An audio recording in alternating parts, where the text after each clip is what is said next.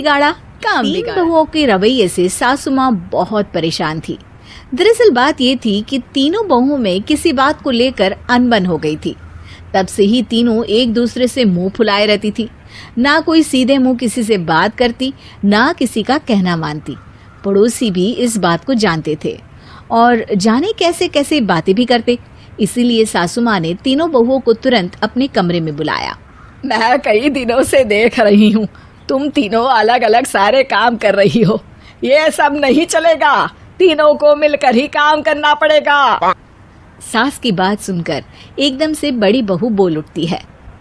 नहीं मम्मी जी, मैं इन दोनों के साथ कुछ नहीं कर सकती।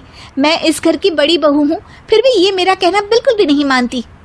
अरे जेठानी जी, जानबूझकर मुझे डबल काम करवाती है आप, और छोटी मुझसे टेढ़े मुंह ही बात करती है। इन दोनों के बीच हमेशा सैंडविच बन जाती है मेरी, और मैं हमेशा आलू की तरह बीच में मसली जाती हूँ। मम्मी जी, इन दोनों को लगता है कि मैं छोटी हूँ तो इनके पैरों तले दब जाऊंगी, लेकिन नहीं, मेरा भी उतना ही अधिकार है जितना इन दोनों का है।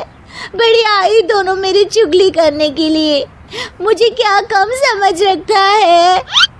तीनों बहू एक दूसरे से बहस करने लगती है और सास दोबारा ये देखकर टेंशन में आ जाती है और सबसे कहती है, चुप हो जाओ, अब से तुम तीनों सारे काम एक साथ करोगी, आंख बंद करके एक दूसरे की बात सुनोगी।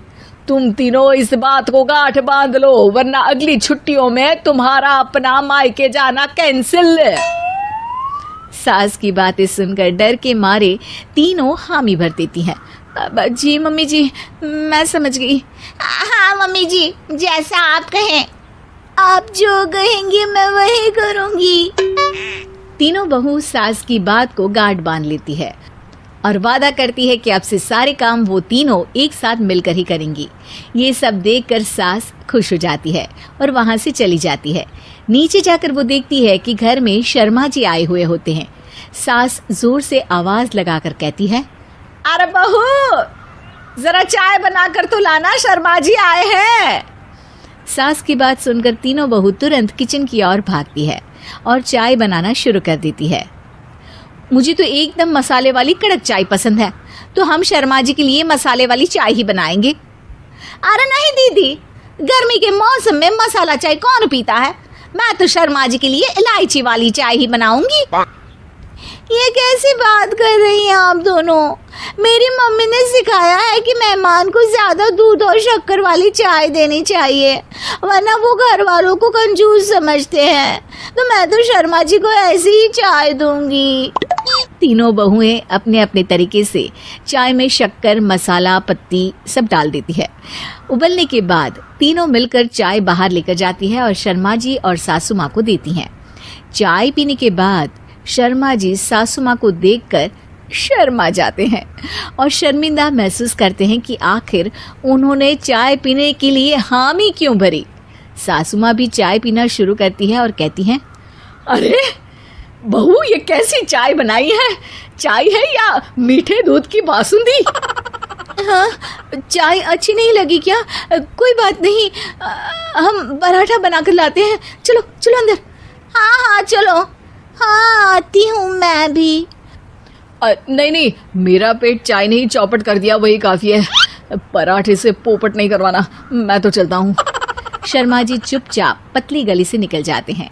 अगले दिन सास बहुओं से कहती है, अरे बहू, जाओ जाके ऊपर के गेस्ट हाउस की सफाई कर दो।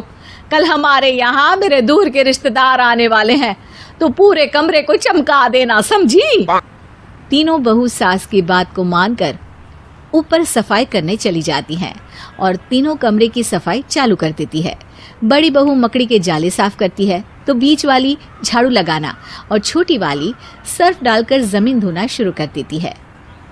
अरे दीदी, जेठानी जी, अभी मैंने पूरी फर्श धोई और अब फिर से धूल नीचे गिरा रही हैं। और मछली जेठानी जी, आप बिना झाड़ू की धूल यहाँ छटक रही हैं।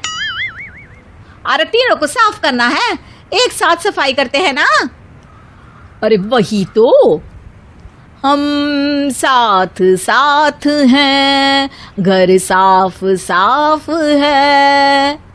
तीनों बहू ऐसे ही काम में उलझ जाती है और 2 घंटे तक एक ही कमरे की सफाई करती रहती है। बहुत देर से अपनी बहुओं को ना देखने के कारण सास ऊपर कमरे में उन्हें देखने जाती है, लेकिन कमरे में घुसती ही वो गीली फर्श पर फिसलने के कारण नीचे गिर जाती है।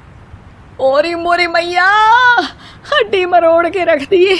आए मेरी तो कमर ही टूट गई रे। तीनों बहुएं सास को उठाती हैं और बिस्तर पर सुला देती है। अरे मेरे हाथ पैर दर्द कर रहे हैं, दबा दो, आराम मिलेगा। हाँ जी माँ जी। अरे जी माँ जी। और तीनों बहुएं एक साथ सास के हाथ को दबाना शुरू कर देती हैं। माँ की तो चीख ही निकल जाती है और नतीजा ये होता है कि सास के बचे हुए शरीर में भी दर्द उठ जाता है। हाय राम, ये क्या कर दिया तुम तीनों ने। अरे मेरी तो किस्मत ही फूटी है कि तुम जैसी बहुएं मुझे मिली। हे भगवान, पूरे शरीर में दर्द बढ़ गया है।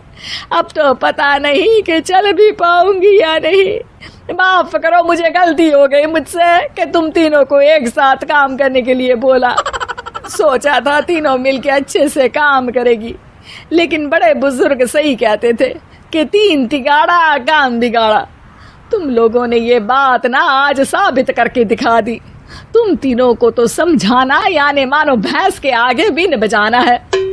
तुम्हें अकेले अकेले काम करना है ना, तो अब से तुम अकेले ही अपना अपना काम करो।